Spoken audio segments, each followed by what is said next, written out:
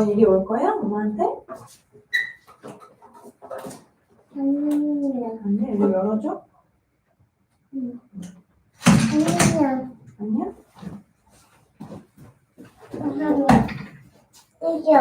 이쪽? 아.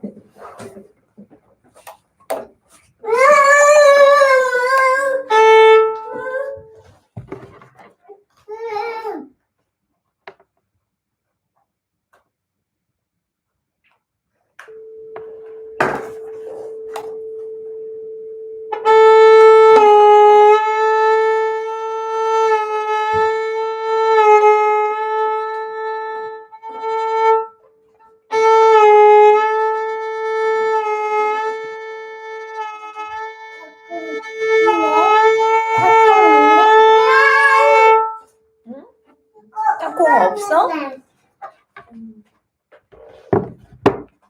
Hi Richard, happy practicing. 땅콩 없어?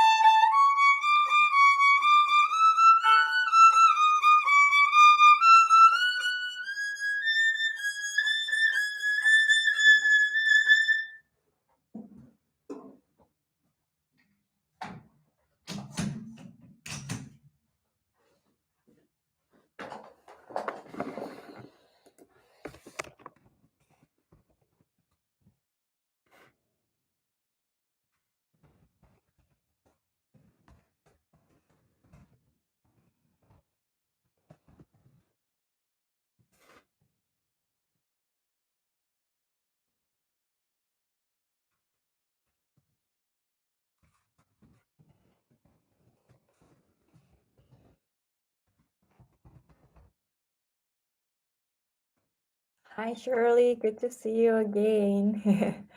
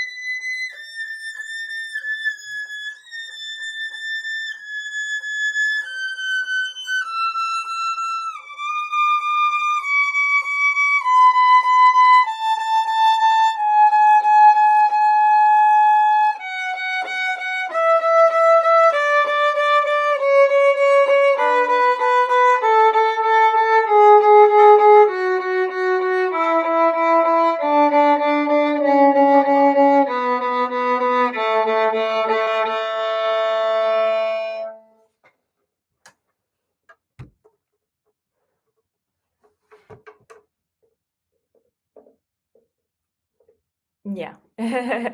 Yes, I'm warming up the bowing at the frog and the tip. And when we try this, the totally different muscles in our hand and shoulder, arm here has are gonna be used. So totally different muscles gonna be used for the parts. And yeah, that's the sorry.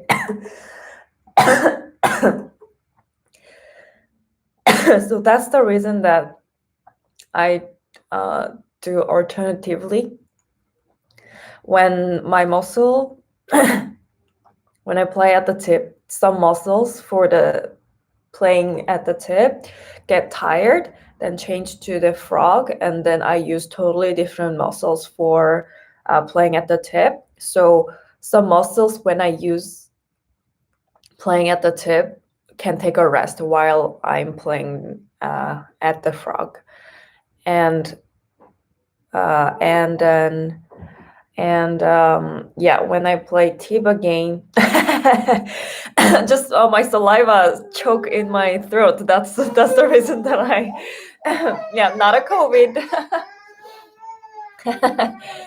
Oh, while I'm talking is the yeah the the saliva choke into my throat. That's the reason. I'm sorry. Yeah. So when I play at the tip, so the muscles when I played at the frog can take a break. So I do alternatively. Uh, this kind of practice is really effective.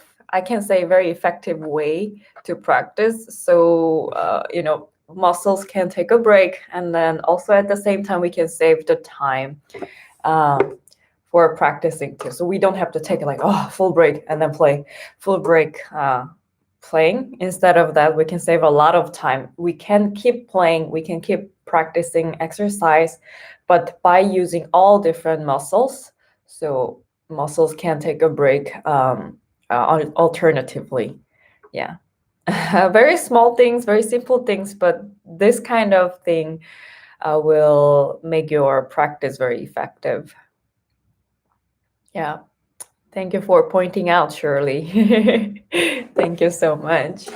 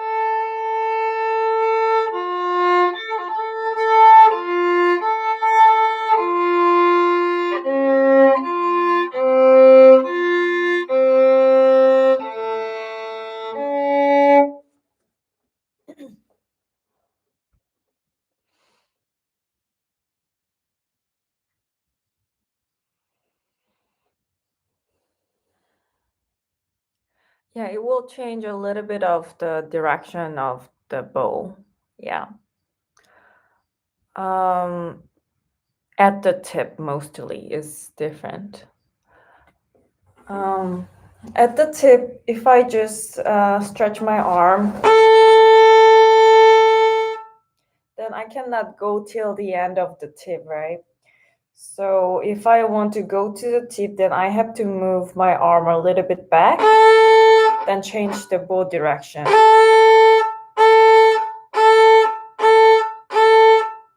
But if someone has a longer arm, if they stretch their arm, then already at the tip, right? So they don't have to do this movement.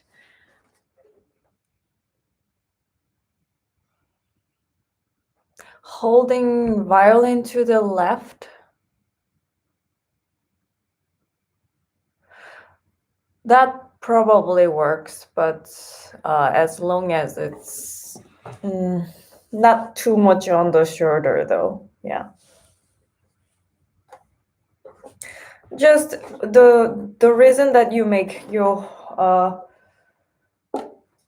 when you hold a bow, just the most important thing, your shoulder has to be comfortable, and then free up arm. But if it's too much on chest or too much on the shoulder, shoulder cannot be free. So just be aware of that. And so violin doesn't move. Your arm, right arm, bow arm, only at the tip. Stretch, and at the tip, use your shoulder joint. Everything will go back like this. But of course, not so much, a little bit.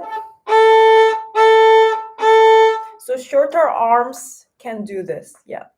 So I mentioned it in the video, up bow and down bow.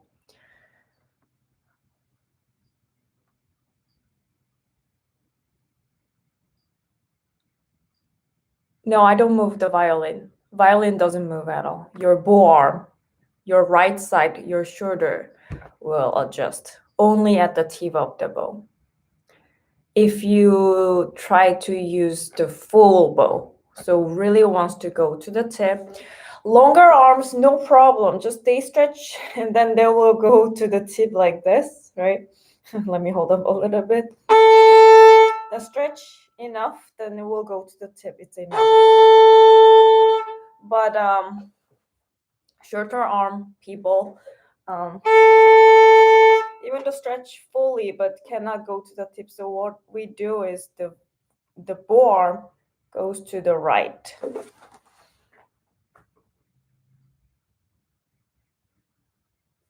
So holding to the center, lower, or more onto the shoulder like this. This one could be a little bit different to everyone, but just make sure the this curvy part, like hanging on the violin. Of course, if it's too much go on the shoulder, it's not gonna feel comfortable. This is separately. This is separate thing. If you're talking about like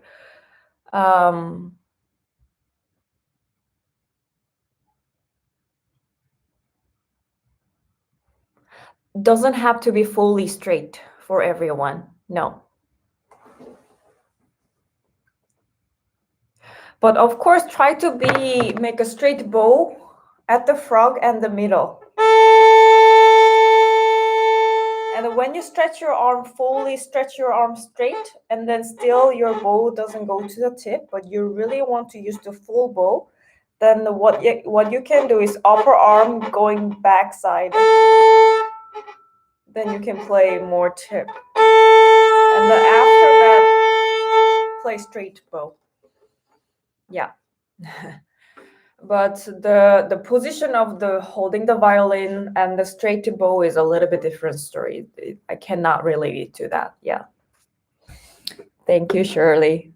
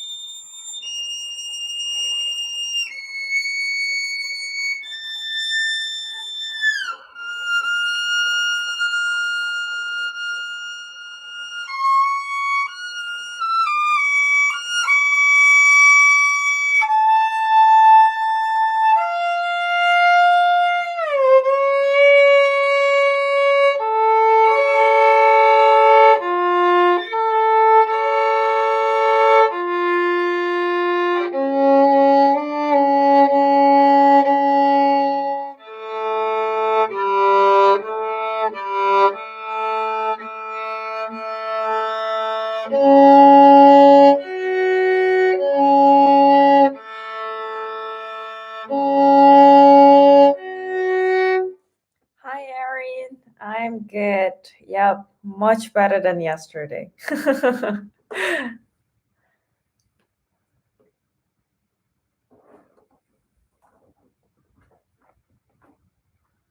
Ah,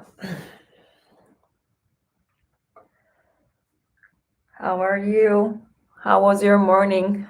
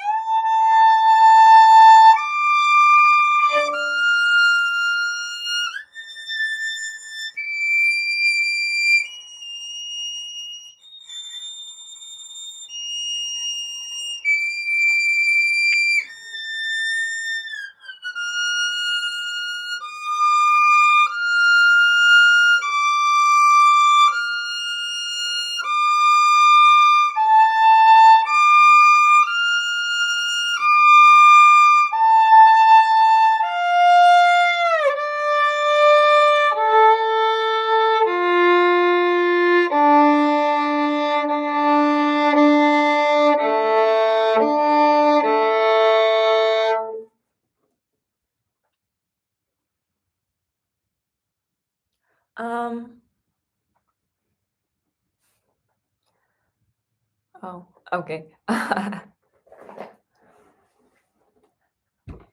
Oh, that's so exciting. Finally, you gotta really let me know how you feel about the both, Erin. That's nice. I have to start to think what I should eat for dinner. I mean, for lunch and dinner, of course. um,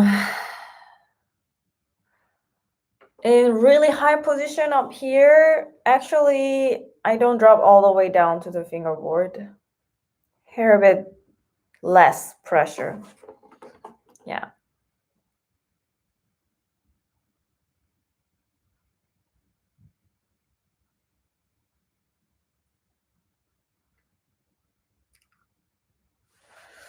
But mostly really have to play out on there. If we want to play up here, then really have to feel how much we have to drop the fingers. Probably less, I can say, yeah. But I feel some pressure, like force inside of the hand. I think because of the positioning is, this way, have more force, but not the finger pressure, yeah. Because here hand can be more relaxed, but I have to stretch out my fingers, so some pressure I feel inside of the hand. Yeah.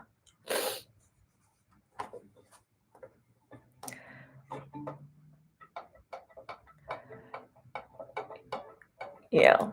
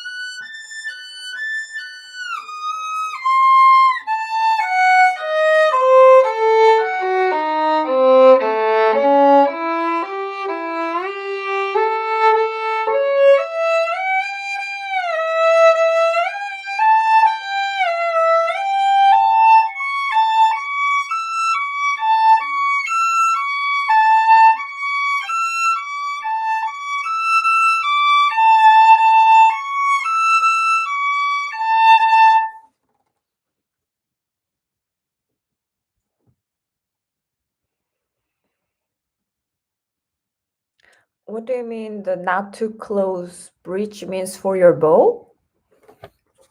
When you play the fourth position or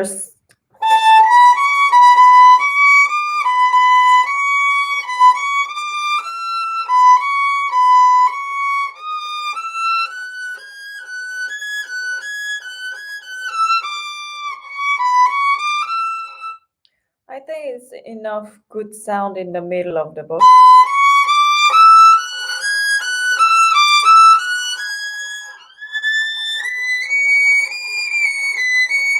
I think it's really near this part when I drop fingers right here this much. Bow feels happy, sound is better playing closer to the bridge, but not before. Yeah, somewhere here is still fine in the middle.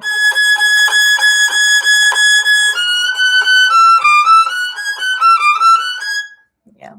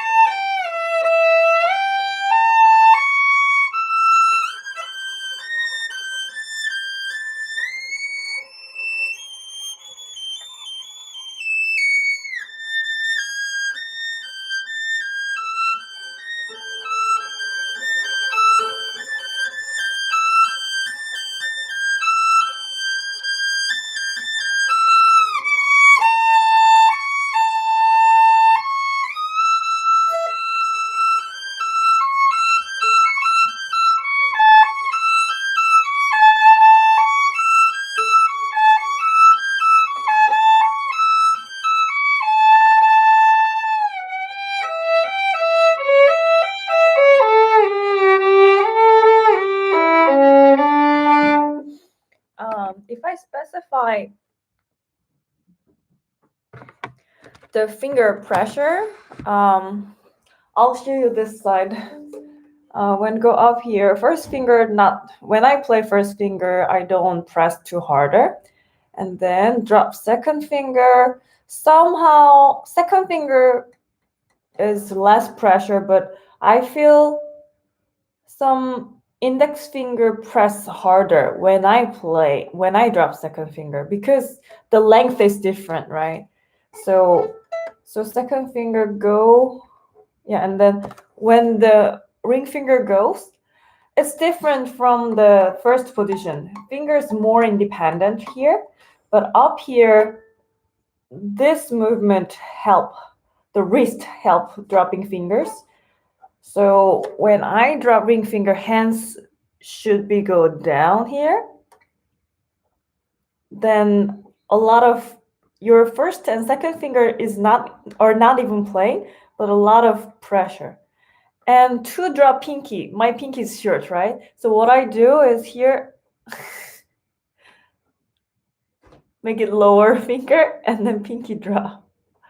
So pinky is not too much pressure to drop, finger pressure not too much, but these two finger you can tell a lot of pressure on it.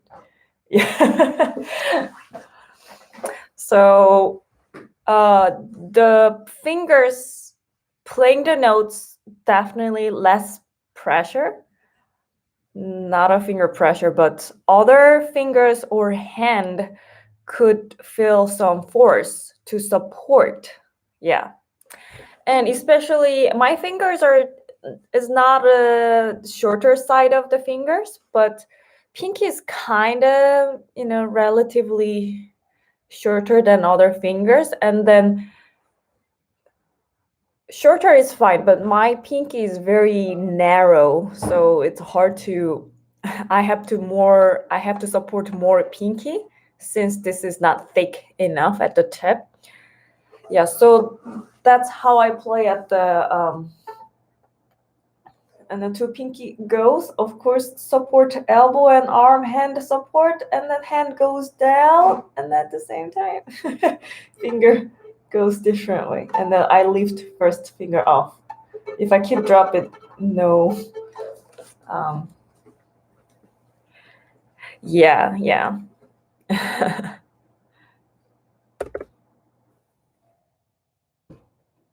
Of course.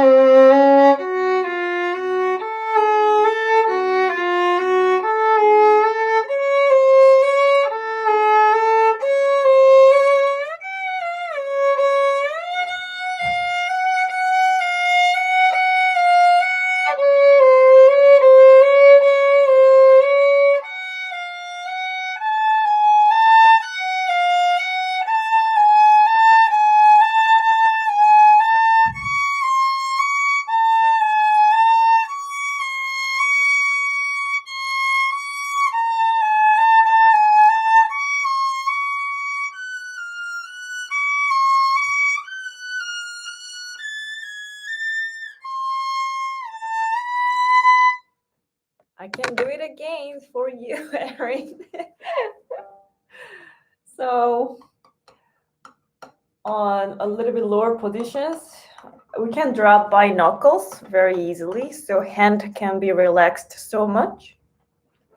But on up the high position, the wrist going up bend like this, and then elbow, arm doesn't really cannot help. I mean, cannot really help. So what I do on, let me do on G string actually. Yeah, to show you you better. So finger pressures, the note that you play, the each fingers should be less, but so when I drop first finger high position, a little bit less pressured. I don't drop all the way down. Yeah, a little bit less finger pressure. And when I drop second finger, kind of hand goes down closer to the string to give some, power to the fingertip. So you will feel force in the first finger, but still second finger pressure is not so much. Yeah. And then third finger, when I drop ring finger, and then feel a lot of force first and middle finger so much, like a lot of force all the way down to the fingerboard to give because whole hand giving a support to the fingertip. That's why these two fingers and longer.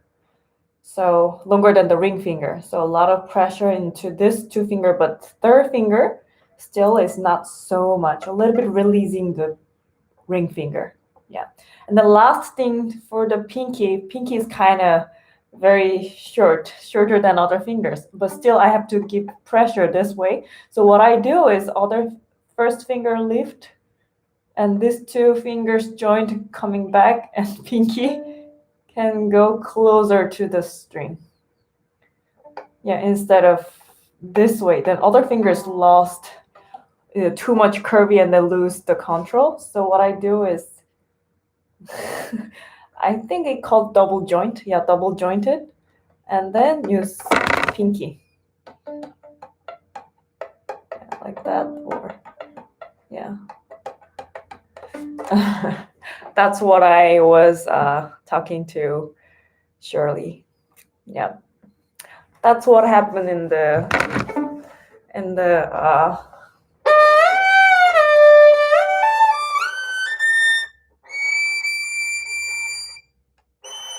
yeah, what happened in the high position right now. Yep. Hi, Nelly. Were you working or did you? It's a Saturday there, right? Did you have some? Yeah. Did you have some rest today? Yeah, Erin. Exactly. Yeah, I lift my first finger when I play pinky. Yes. Actually, a lot of times. Yeah. That way we can give more, because hand balance, you can give more onto the pinky by lifting first finger. If I keep drop here, then balance can go towards the pinky. Yeah, that's the reason, I guess. Yeah. Nice. I hope you recharged during this weekend and another run for another week.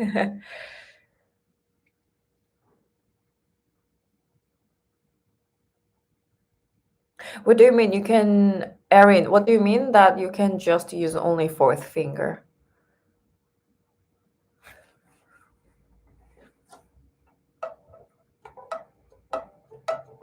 Just drop fingers? So what happened when I play like 1, 2, 3, 4 fingers? And then when I drop pinky, kind of lift first finger and drop. Yeah, that's what I was saying.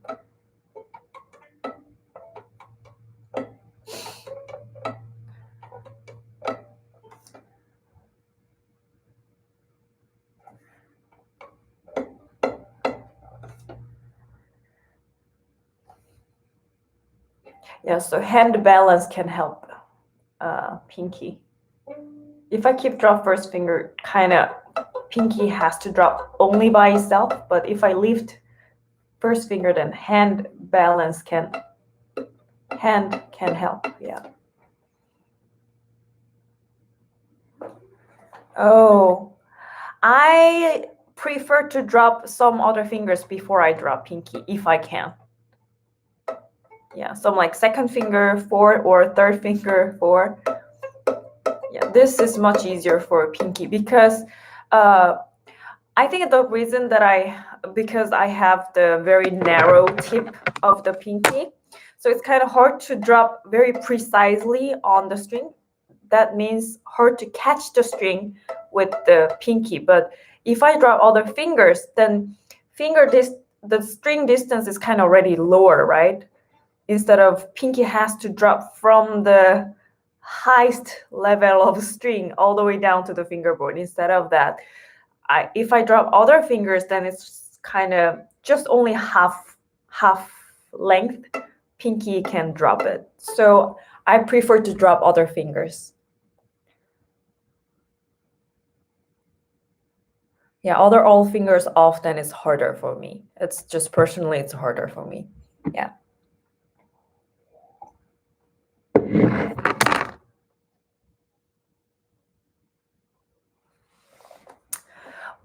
I mean, 4, 3, 2, 1 is I drop all these 3 fingers together. Or 4 fingers together.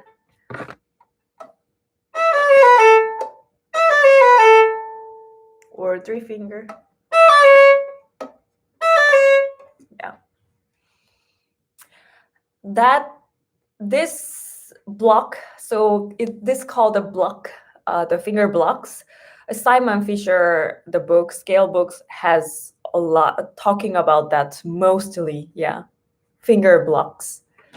So it's not only finger, instead of 1 by 1 jumping fingers, block 4 fingers. If it's the pattern is like this, the block will look like this or this.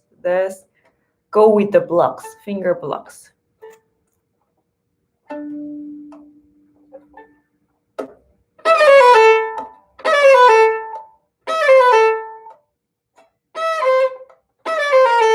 Yeah, something like that.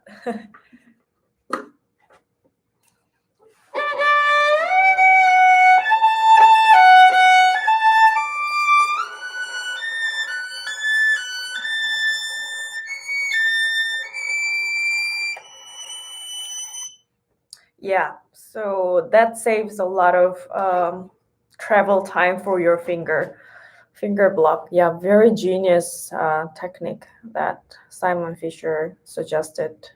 Yeah.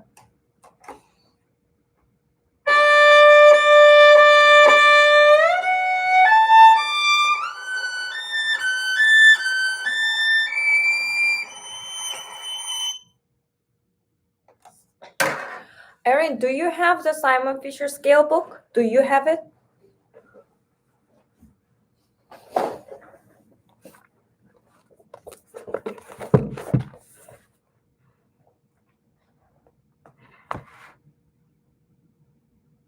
Right, bring knuckle joints near. That means hand down, so go closer to the string. Yes, that gives a lot of force and power to the fingertips.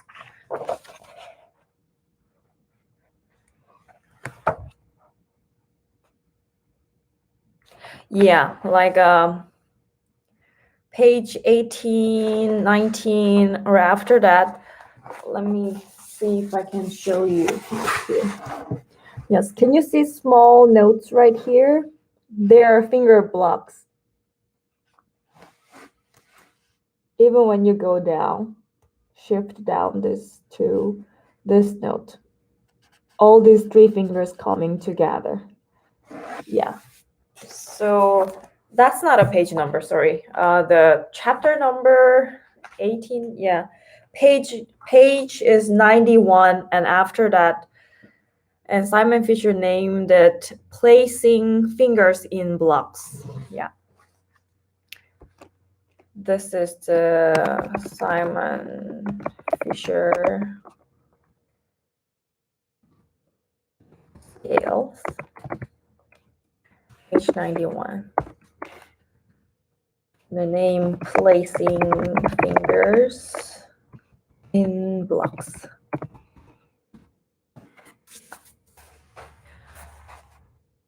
This is great. Yeah, for the shifting, scale, exercise, everything. Yeah, it's amazing. Yeah. Yeah. Yeah, like this. So when you go up to this, shifting this to this, already your all four fingers know where they are.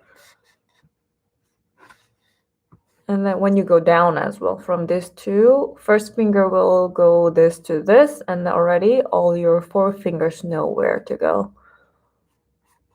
Yeah, it's amazing.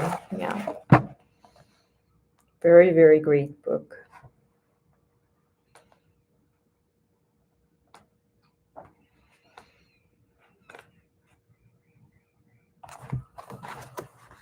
Right, shifting in blocks, right.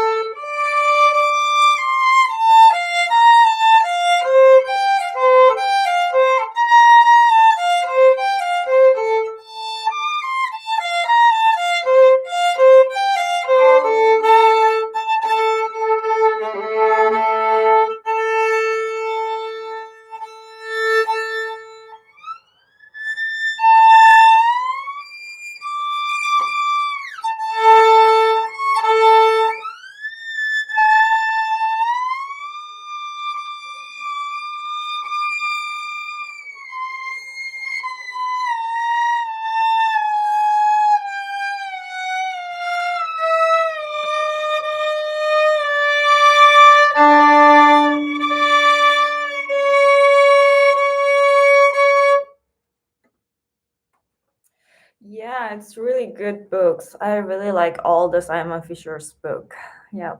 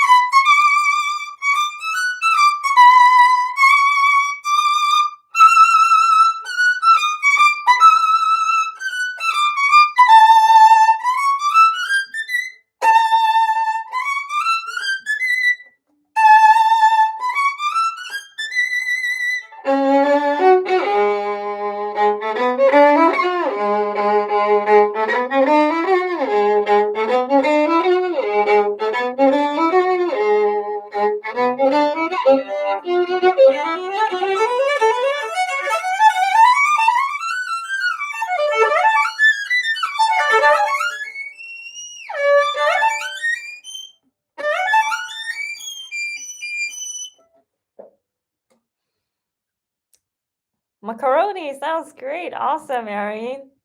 Thank you for telling me your menu. I was gonna ask you what you're gonna have for lunch. Awesome. Bye bye for now.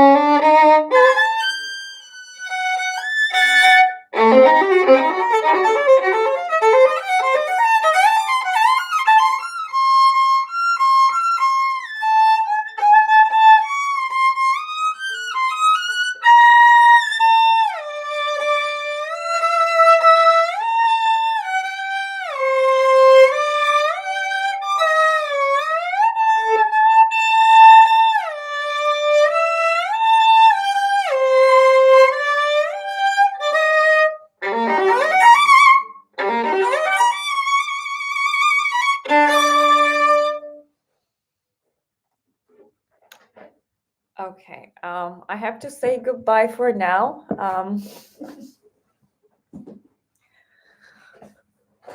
Thank you for talking to me here. I believe Erin left. Erin, Nelly, Shirley. I should say Mr. Shirley, I guess. Yeah, and Marty, good to see you. It's been a while. And Richard, thank you so much, everyone, joining here, watching, and a lot of great discussions, chatting. Hey, Nelly. I hope you have a good night, Nelly.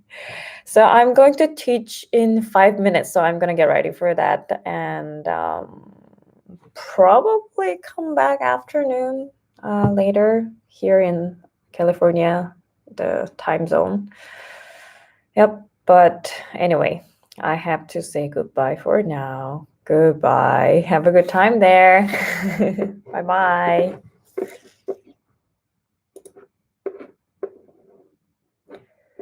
Your stream will stop immediately and you will no longer be live. Okay. And have a good day, Nelly. I mean, have a good night. Bye bye. And